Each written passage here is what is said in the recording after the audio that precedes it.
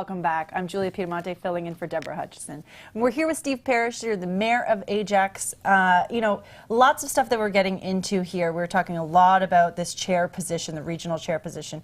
But let's talk about Waterloo and Halton experience, because this is something that has been working for them. Mm-hmm. And so why has this model worked for them?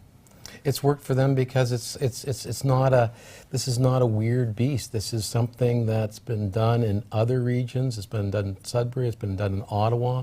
It's been done in most of the municipalities throughout the province of Ontario. It's the standard throughout the province of Ontario. There's nothing radical to this except in Durham Region that wants to cling to this old undemocratic system of an appointment instead of an election. And Waterloo and Halton are really good templates for Durham because the population is very similar, and there's an urban-rural mix in both of those regions. Waterloo has some small outlying townships. In fact, the chair of the region of Waterloo is from one of those small townships. Halton, again, is a mix of urban municipalities and rural areas in the north, and similar issues, et cetera, et cetera. So their experience should be very instructive for councillors here in Durham and the people here in Durham, because their experience has been a good one.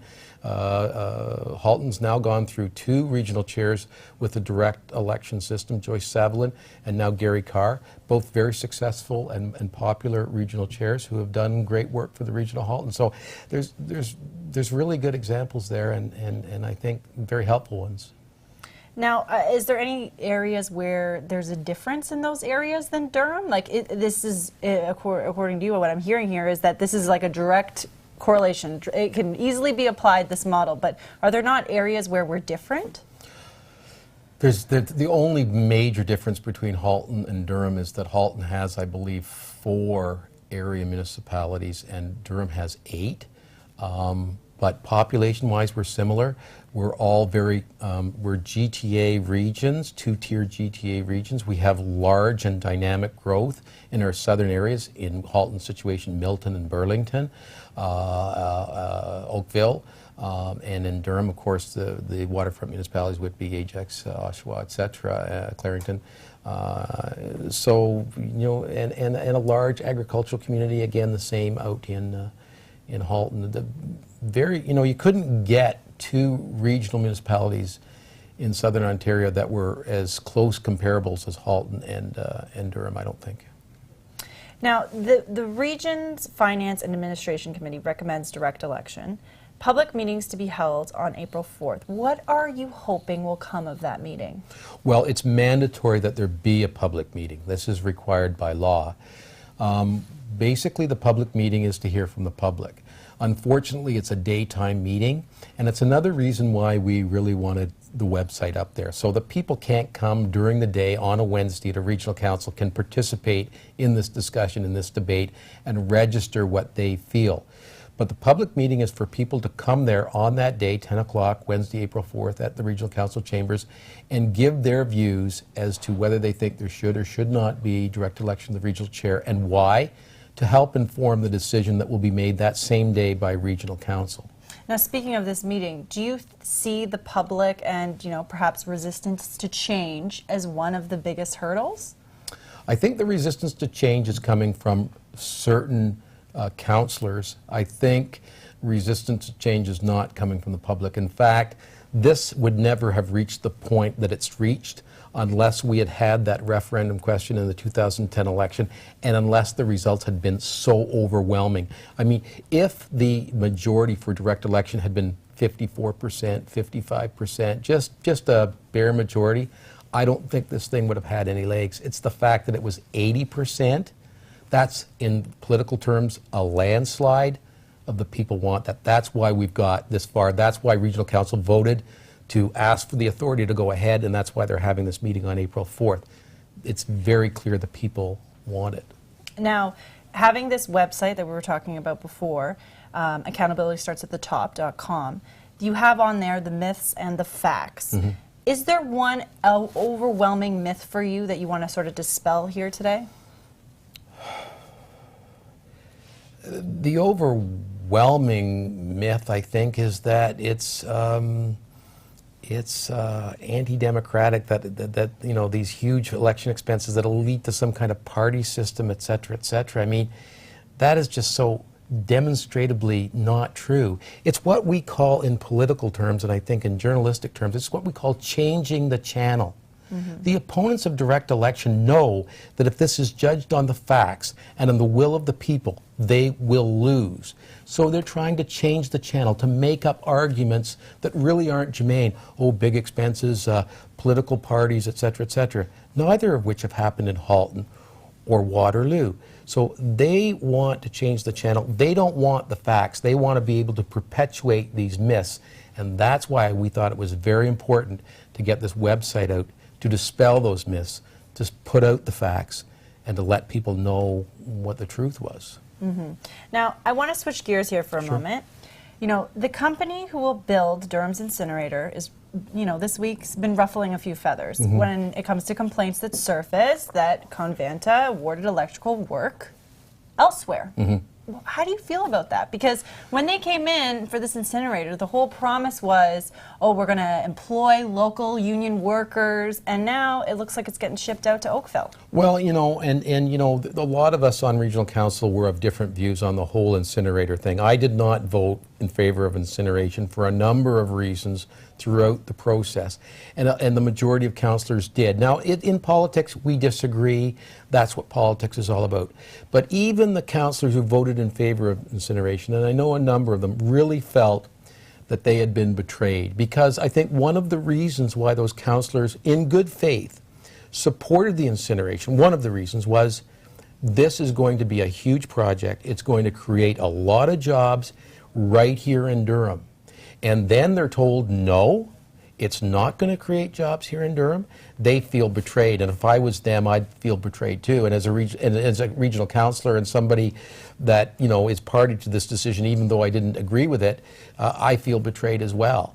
But I must say that a number of us who opposed the incinerator did at the 11th hour, and after the last election, we asked for this final contract to come back to council before it was signed. And as a lawyer in my background, I know from experience that the more eyes you have on a contract, the more things you pick out and get refined. And if we really wanted a guarantee of local jobs, to the extent that it was legally possible to do so, it should have been in the contract, and it was not. It was, and the contract is very clear. If it isn't in the contract, it's not, it's in, as lawyers and people say, it's not written, the paper it isn't written on. And therefore, now all the resolution we passed on Wednesday is a direction that the regional chair will speak very sternly and say, you know, we want local jobs, which is wonderful, but it's meaningless at the end of the day. It has no legal impact.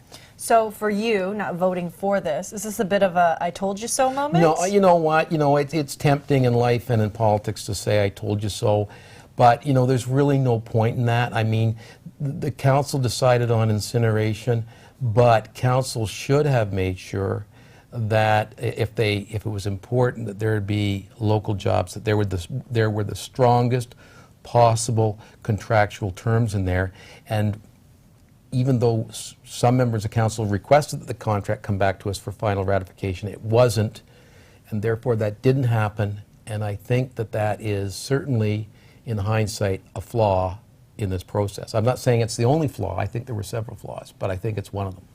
So we know from what you're telling us that it was not written in the contract, that there was no guarantees of work coming from this. There were representations, and I think they were well documented, that Covanta made representations that the employment pool was going to be local, and that most of the people employed in building this facility were going to be Durham people to the maximum extent possible. Those representations were made. I don't think there's any doubt about that, but they appear not to have been fulfilled to the extent that they should be, and there is no, to the best of my knowledge, there is no contractual clause in the agreement whatsoever that requires that.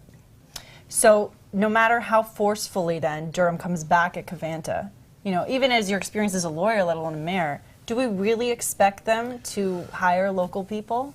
They won't hire local people unless it's in their financial interest. Anything that's in their financial interest within the terms of that contract, I'm sure they will do. They're business people. They've been in the incinerator business for a while. They know what they're doing. So if it's in their financial interest to hire a certain company or certain employees in Durham, they will do so. But if it's not, I'm certain they won't. So is this a case of an incinerator really blowing smoke? You could put it that way. Okay. Well, I wanted to switch gears again because, you know, there's so much going on in Ajax, and while we have you here, I'd love to talk about that a little bit more. Development and investment in Ajax, specifically downtown Ajax. What's been happening there?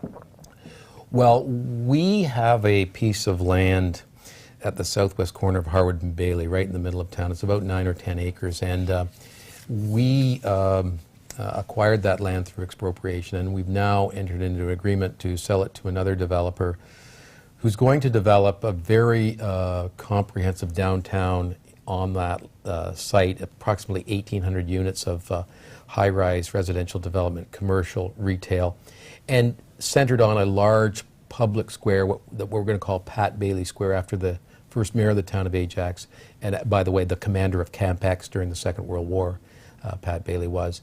And that's going to be about an acre and a half right in the center of town as a public square. It's going to have a water feature fountain in the summer and a public outdoor rink in the winter, you know, a Nathan Phillips Square kind of thing, much smaller, but that kind of thing. And we're really excited about the development. It's going, you know, it's a multi-million-dollar project. It's going to create a lot of jobs, and it's really going to create a heart and a real downtown for Ajax. Now, we have less than a minute left, but I just really want to tap into real quick St. Francis Center. Yes. I know this is something you're really pumped about, so please tell us about what's been going on there.